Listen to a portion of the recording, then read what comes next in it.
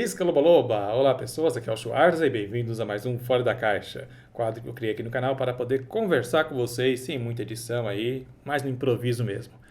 E hoje eu quero comentar com vocês sobre a produção, na verdade o acordo envolvendo o Instituto Butantan e o laboratório chinês Sinovac Biotech para a produção de uma vacina para a Covid-19 que prevê testes em até 9 mil voluntários brasileiros. E aí, caso comprove a eficácia dessa vacina, minha voz está querendo sumir, ela já estaria disponível aí em junho de 2021, no primeiro semestre de 2021. Ela foi anunciada hoje pelo governador de São Paulo, João Dória, e eu vou pegar aqui uma fala dele, né, durante esse anúncio, que foi a seguinte: esse acordo prevê a participação de São Paulo na realização de testes clínicos dessa vacina, com acompanhamento de 9 mil voluntários brasileiros a partir do próximo mês de julho. Dentro, portanto, de 3 semanas, 9 mil voluntários já estarão sendo testados aqui no Brasil. Eu vou ler o que ele falou aqui e depois eu vou comentar o que eu acho. E aí, sendo comprovada a eficácia e a segurança da vacina, o Instituto Butantan terá o domínio da tecnologia e a vacina poderá ser produzida em larga escala no Brasil pelo próprio Butantan para fornecimento ao SUS de forma gratuita até junho de 2021. Tá aí, é uma boa notícia. Por que é uma boa notícia? Porque essa vacina já estava sendo testada lá na China. Então, primeiro eu vou explicar para vocês como é que os cientistas chegam numa vacina. Eu até falei sobre isso num vídeo que eu fiz lá no Move Show. Vou deixar aqui na descrição, e lá eu detalho bem ali como é que é toda a produção de uma vacina. Mas existem várias fases para a criação de uma vacina. Tem a primeira fase, que é a fase de laboratório, onde é explorado ali as melhores componentes moleculares para a produção da vacina. Aí depois tem a segunda fase, que é pegar aquela composição, aquela vacina que foi criada, aquela pré-vacina, e aplicar em animais. Após ser aplicado em animais, eles vão ser observados se eles vão apresentar ali algum efeito colateral, qualquer coisa do tipo. Passada essa fase, a vacina ter sido eficiente nos animais, aí entra a terceira fase. A terceira fase é essa que é dividida em outras 3 fases. A primeira fase, essa vacina, ela é testada em um número pequeno de pessoas, algo em torno de algumas dezenas de pessoas. E aí é observado, essas pessoas são monitoradas. Por isso até que demora muito para sair uma vacina, porque tem muitas fases de monitoramento. Mas enfim, aí essas pessoas são monitoradas. Se elas não apresentam sintomas, efeitos colaterais graves, ou nenhum efeito colateral, e ela é eficiente para barrar o vírus, aí passa para uma outra fase, onde é testada em um número maior de pessoas. Ali em torno de 100 pessoas e assim por diante.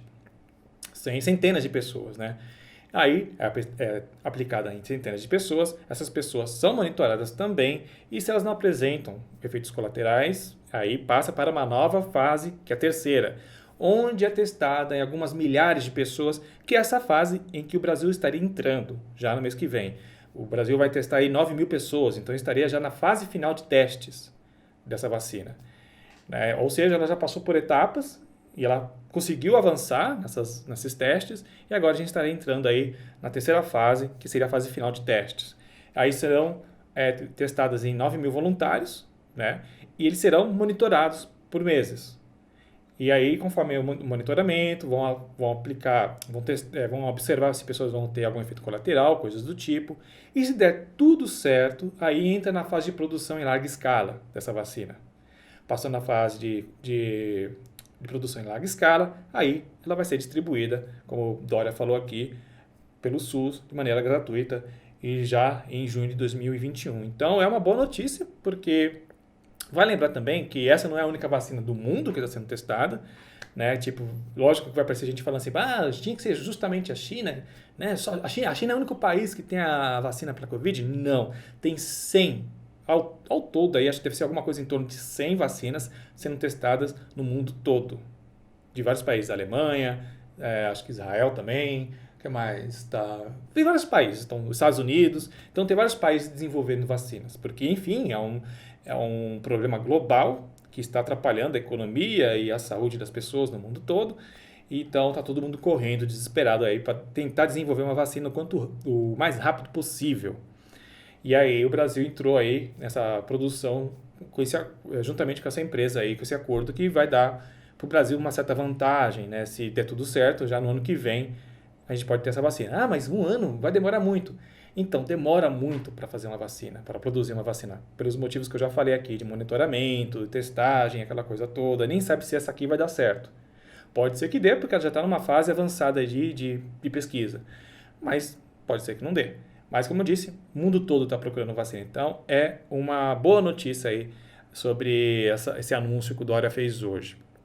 E aproveitando que eu estou falando de Covid, eu quero falar também sobre o lance da OMS, que na verdade não foi nem uma declaração, foi uma entrevista, uma coletiva de imprensa que um dos membros, uma membra da OMS falou uma coisa sobre assintomáticos e aquela coisa que ela falou foi distorcida, né? Foi tirada do contexto e algumas pessoas usaram essa fala fora do contexto para justificar que o isolamento social até o momento foi inútil. A mulher, agora não lembro o nome dela, ela falou que os assintomáticos, que era raro a transmissão de Covid-19 pelos assintomáticos. Só que, na verdade, ela colocou muito mal as palavras. Foi uma afirmação meio desastrosa que, se tirar do contexto, e foi o que fizeram, ia distorcer muita coisa. Então, vamos explicar aqui.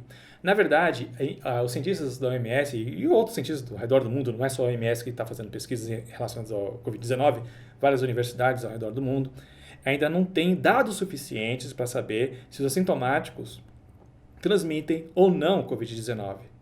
Né? Porque tem três fases, né? Três categorias, digamos assim, de pessoas que estão contaminadas com Covid-19. Tem os assintomáticos, pessoas que são infectadas e não apresentam sintomas. Tem os pré-assintomáticos, que por um período de tempo elas ficam sem sintomas, mas depois apresentam sintomas.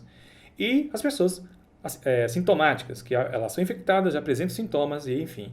Esse terceiro que eu falei aqui são os que mais transmitem a doença, porque, obviamente, elas têm mais secreções, estão tossindo, espirrando, aquela coisa toda, então elas são as que transmitem mais. Os pré-sintomáticos são aquelas pessoas que elas também transmitem, só que por um período elas não apresentam sintomas. E é que está o problema, diferenciar os pré-sintomáticos dos assintomáticos. Porque para você saber se aquela pessoa realmente era assintomática, tem que ser observada, monitorada ela por um tempo muito grande. Tem que monitorar um grupo de pessoas por um tempo grande para saber se de fato os assintomáticos passam o Covid adiante ou não. Se eles criam anticorpos ali que enfraquecem o vírus e impossibilita a transmissão dele adiante. E no momento a gente não tem esses dados. Todos os estudos relacionados a isso são preliminares. Ainda não há aí uma coisa robusta, algum estudo realmente robusto que prove que os assintomáticos transmitem a doença ou não. Entendeu? Então é uma coisa que ainda está sendo estudada, é uma incerteza muito grande em relação a isso e é difícil diferenciar também quem é assintomático do pré-sintomático. Recebendo mensagem durante a gravação, gravo com o meu celular. Esses vídeos eu gravo com o meu celular e os outros do estúdio eu gravo com aquela câmera que está ali atrás. Mas enfim. E se eu perguntar o que é essa lona preta aqui, é o cenário para os vídeos do UOL. Mas voltando aqui, tem pessoas que são assintomáticas, que acham que são assintomáticas, mas na verdade elas tiveram algum sintoma ou outro e elas não souberam identificar, porque foi muito leve e ela passou batido por ela.